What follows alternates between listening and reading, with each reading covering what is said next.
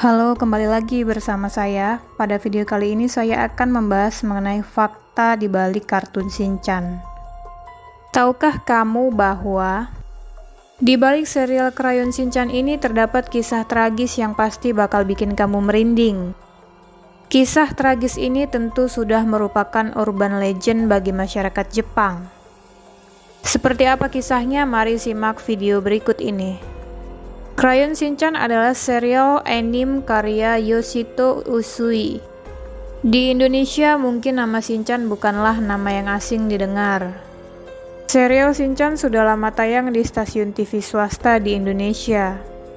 Serial anime ini biasanya tayang di hari Minggu pagi. Tentu anime ini menjadi tontonan wajib bagi anak-anak yang sedang libur.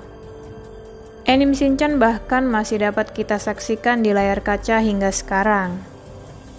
Tokoh utama dari serial ini adalah bocah berusia 5 tahun beralis tebal. Ia merupakan anak yang cukup nakal dan agak mesum, sehingga seringkali membuat kedua orang tuanya marah.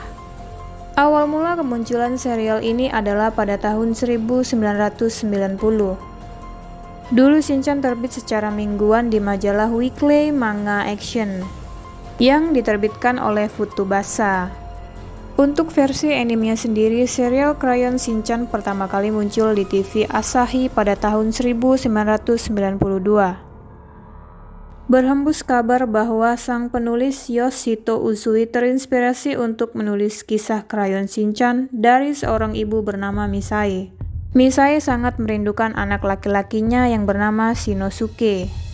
Shinosuke meninggal pada usia 5 tahun karena kecelakaan. Diceritakan bahwa saat itu Shinosuke dan adiknya tengah berjalan-jalan.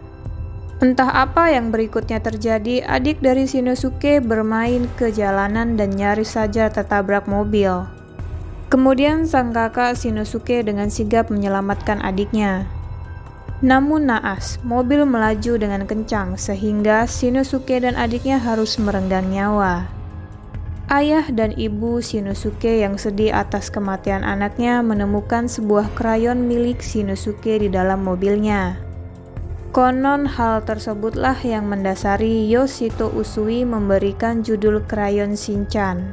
Cerita dan karakter Shinchan sendiri dibuat berdasarkan ibu Shinosuke yang depresi dan sangat merindukan anaknya.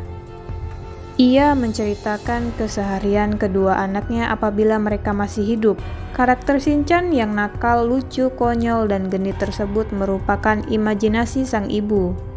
Sang ibu berharap anaknya Shinosuke masih hidup. Namun ternyata kisah tragis itu tidak terbukti kebenarannya, alias sekedar spekulasi dan rumor. Cerita Shinchan tidak terinspirasi dari gambar Misae yang sedih dengan kecelakaan anak-anaknya. Justru tokoh Shinchan sebenarnya terinspirasi dari masa kecil sang penulis. Katsuyuki Hayashi dari penerbit komik Crayon Shinchan, Futuba Publisher, pernah menjelaskan bahwa sebelum Crayon Shinchan, ada komik berjudul Darakuya Store Monogatari. Crayon Shinchan adalah cerita spin-off dari salah satu karakter di komik tersebut. Hayashi dan Usui memutuskan untuk membuat Crayon Shinchan jadi komik utuh. Sementara itu, Usui membuat komik Crayon Shinchan karena ia ingin menggambarkan dan mengekspresikan anak kecil dengan cara pandang orang dewasa.